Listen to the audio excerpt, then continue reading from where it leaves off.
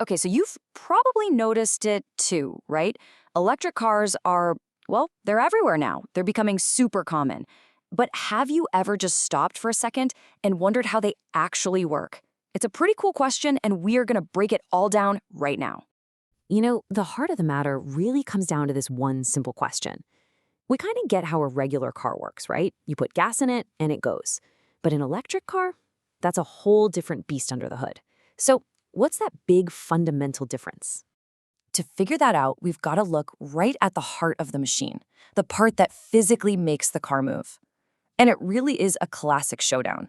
The gas engine we all know versus the new kid on the block, the electric motor. And this, right here, boils it all down perfectly.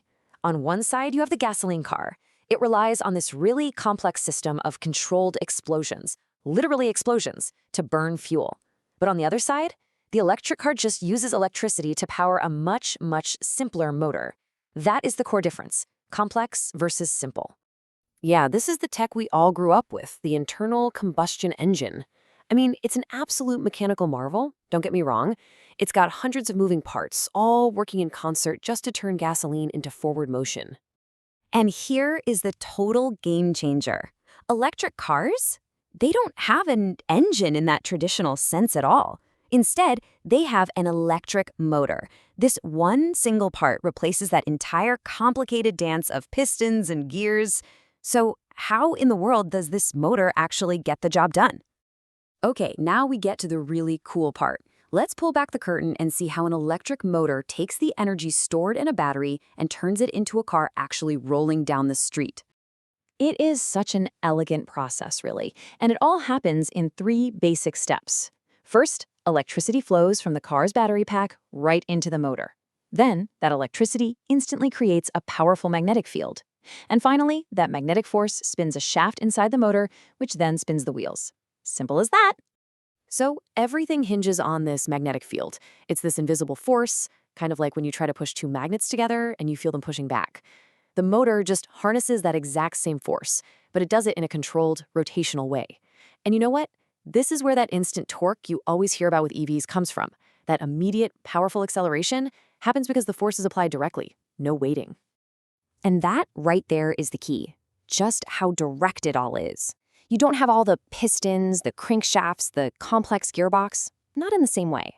It's just pure, simple rotation turning the wheels. It's an incredibly direct and efficient way to create motion. All right, so the motor spins the wheels, we get that. But where does all that electricity come from? I mean, it's a lot of electricity. And that brings us to the power source, what you might call the fuel tank of an electric car. And listen, we are not talking about the little battery that starts your normal car. Oh no, we are talking about absolutely massive, high-capacity battery packs, a lot of times built right into the floor of the vehicle itself. They have to hold enough juice to power an entire car for really long distances. You really can't talk about this battery technology without mentioning a company like Tesla, who pretty much pushed this whole idea into the mainstream. They became so well known for high-performance electric cars because they were so focused on making this core battery tech better and better. The specific tech that makes all this possible is the lithium-ion battery. It's actually the same basic technology that's in your phone or your laptop, just, scaled up to a totally massive degree. This is what gives modern electric vehicles their really impressive long-distance range. And just how impressive is that range? Well, today we're talking about cars that can go for hundreds and hundreds of kilometers on just a single charge. That capability is what's really transformed electric cars from just being little city-driving novelties into actual genuine replacements for gasoline cars for pretty much everybody. So we've looked at the motor, we've looked at the battery, we've seen how it all works. But now let's take a step back and ask the big question, why does any of this matter? What's the real advantage of designing a car this way? It really all comes down to 2 major advantages. First off, electric vehicles are mechanically way, way simpler than gas cars. That has huge implications for things like reliability.